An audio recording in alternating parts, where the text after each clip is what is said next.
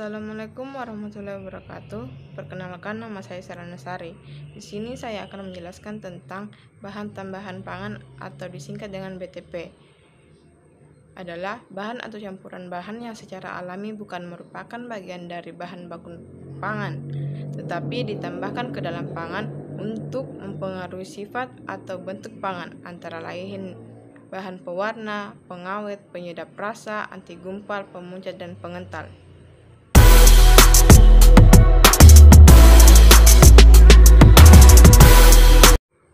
Penggolongan BTP yang diizinkan digunakan pada pangan menurut Peraturan Menteri Kesehatan yaitu pewarna, pemanis buatan, pengawet, antioksida, anti kempal, penyedap rasa dan aroma, pengaturan kasaman, pemutih, pengemulsi, pengeras, sekuestran. Selain BTP yang tercantum dalam Peraturan Menteri, masih ada beberapa BTP lainnya yang biasa digunakan dalam pangan, misalnya enzim, penambah gizi, dan humektan.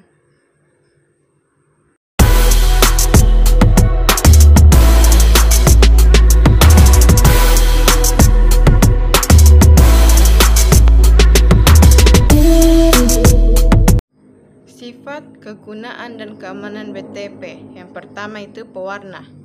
Penambahan bahan pewarna pada pangan dilakukan untuk beberapa tujuan, yaitu memberi kesan menarik bagi konsumen, menyeragamkan warna pangan, menstabilkan warna, menutupi perubahan warna selama proses pengolahan, mengatasi perubahan warna selama penyimpanan.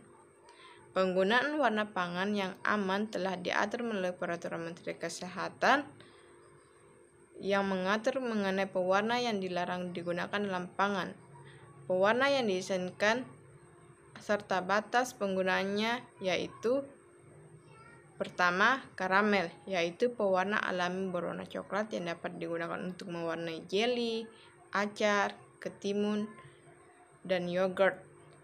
Yang kedua itu beta karoten, yaitu pewarna alami berwarna merah orange yang dapat digunakan untuk mewarnai acar ketimun, es krim, keju, lemak, dan minyak.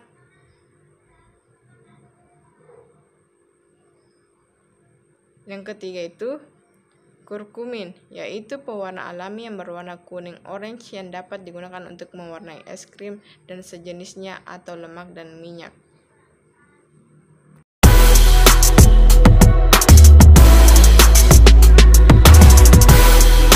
Yang kedua itu pemanis buatan.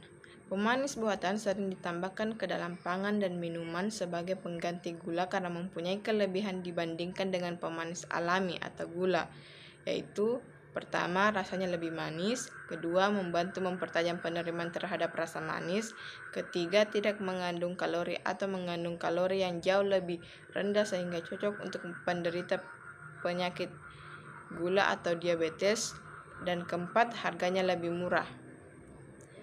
Menurut Peraturan Menteri Kesehatan, sebenarnya sklimat dan sakarin hanya boleh digunakan dalam pangan yang khususnya ditunjukkan untuk orang yang penderita diabetes.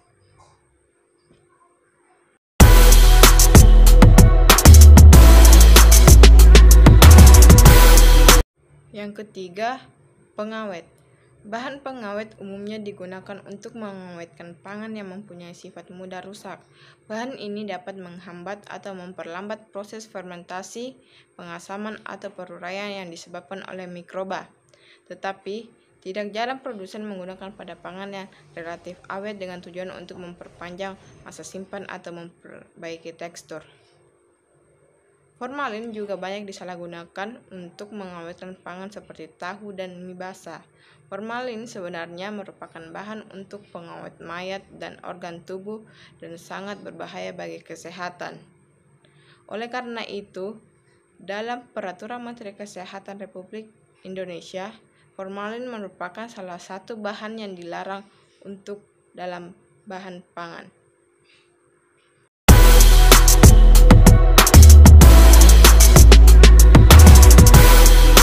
Yang keempat, penyedap rasa dan aroma, penguat rasa. Salah satu penyedap rasa dan aroma yang dikenal luas di Indonesia adalah vetsin atau bumbu masak, dan terdapat dengan berbagai merek di pasaran. Penyedap rasa tersebut mengandung senyawa yang disebut dengan monosodium glutamat atau MSG. Peranan asam glutamat sangat penting, diantaranya untuk merangsang dan menghantar sinyal-sinyal antar sel otak. Dalam peraturan Menteri Kesehatan, penggunaan MSG dibatasi secukupnya, yang berarti tidak boleh berlebihan.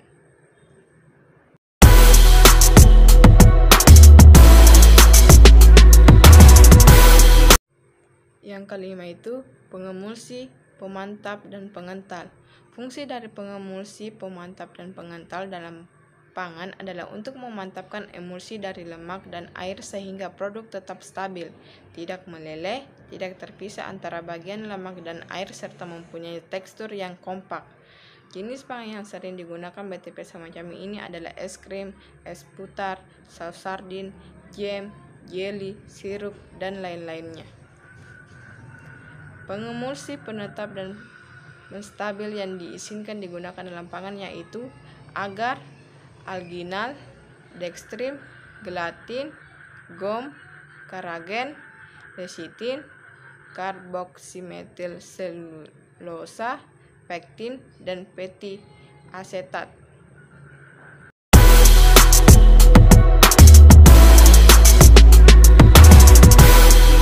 Yang keenam, antioksidan. Antioksidan adalah senyawa yang dapat menghambat kerusakan sel dalam tubuh. Senyawa ini memiliki dua jenis fungsi apabila ditambahkan ke dalam produk pangan, yaitu fungsi nutrisi dan fungsi non-nutrisi. Antioksidan berperan penting dalam pangan, yaitu mempertahankan produk, mencegah ketengikan, perubahan nilai gizi, perubahan warna dan aroma.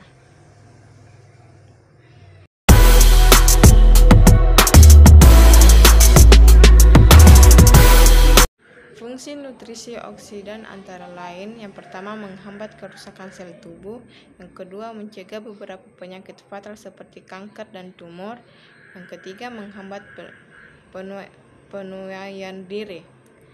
Fungsi non-nutrisi antioksidan antara lain menghambat reaksi oksidasi lemak yang mungkin terjadi di dalam produk pangan.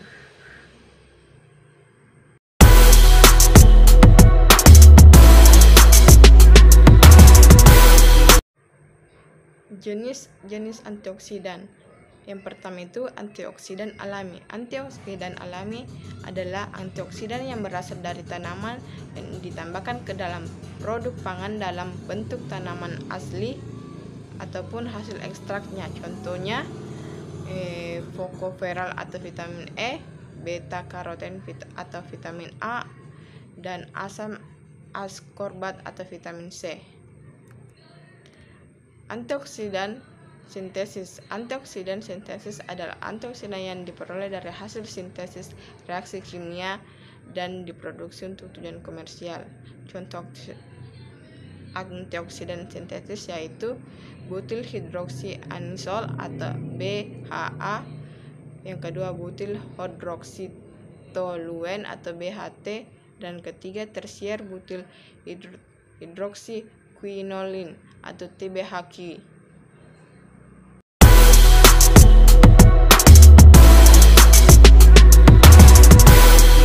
Selanjutnya itu pengatur keasaman atau asidulan, merupakan senyawa kimia yang bersifat asam dan salah satu dari bahan tambahan pangan yang sengaja ditambahkan ke dalam pangan dalam berbagai tujuan. Tujuannya itu yang pertama bertindak sebagai bahan pengawet, kedua penegas rasa dan warna atau penyelubungi aftertaste yang tidak disukai, yang ketiga itu memberikan rasa asam, dan keempat mengintensifkan penerimaan rasa-rasa lain. Pengelompokan pengaturan keasaman terbagi beberapa macam, yaitu asam asetat, suksinat, tatrat, malat, fumarat, laktat, pirufat, sitrat, pirofosfat, dan ortofosfat. Basa terbagi beberapa macam, yaitu naseskuikarbonat, natrium bikarbonat, natrium hidroksida, dan amonium bikarbonat. Yang ketiga itu penetral terbagi beberapa macam, yaitu asam-asam lemak jenuh dan asam-asam lemak tak jenuh.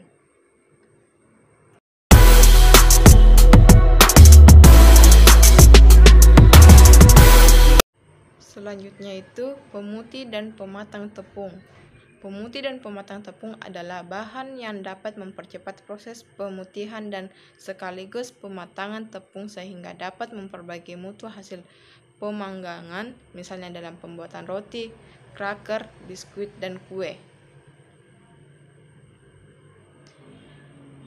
Bahan pangan yang diizinkan yaitu asam arkobat dan natrium stearoyl 2 laktat.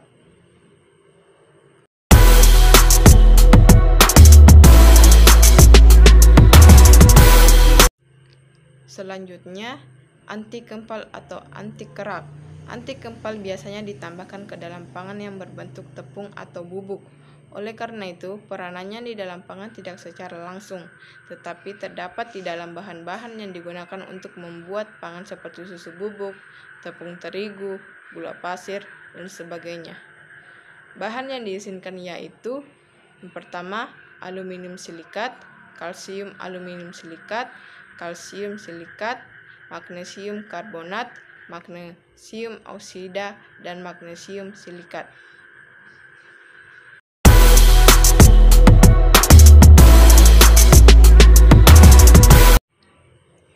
Selanjutnya yaitu pengeras. Pengeras ditambahkan ke dalam pangan untuk membuat pangan menjadi lebih keras atau mencegah pangan menjadi lebih lunak. Bahan yang diizinkan yaitu yang pertama kalsium glukonat, kalsium klorida, dan kalsium sulfat. Dampak pengeras yang pertama itu menimbulkan gangguan pada sistem pencernaan yang dapat disebabkan oleh senyawa kalsium glukonat dalam bahan tambahan pangan pengeras. Yang kedua, gangguan hati yang disebabkan oleh senyawa kalsium sulfat dalam bahan tambahan pangan pengeras.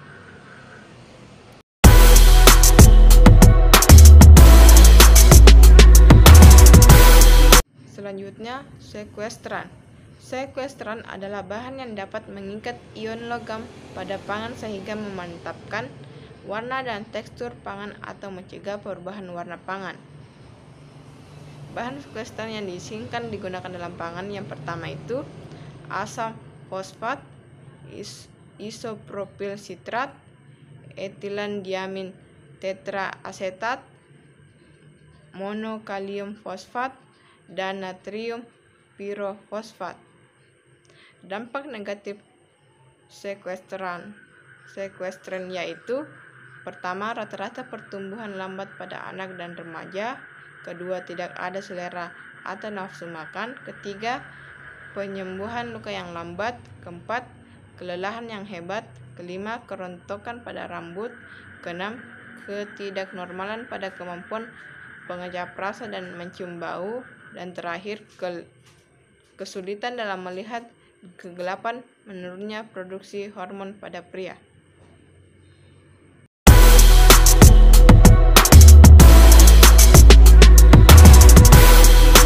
Jenis bahan tambahan yang dilarang digunakan dalam pangan. Yang pertama, asam borat dan senyawanya, asam salisilat dan garamnya, diatilpirokarbonat, dulsin, kalium klorat, kloramfenikol, minyak nabati yang dibrominasi, nitrofurazon, dan formalin.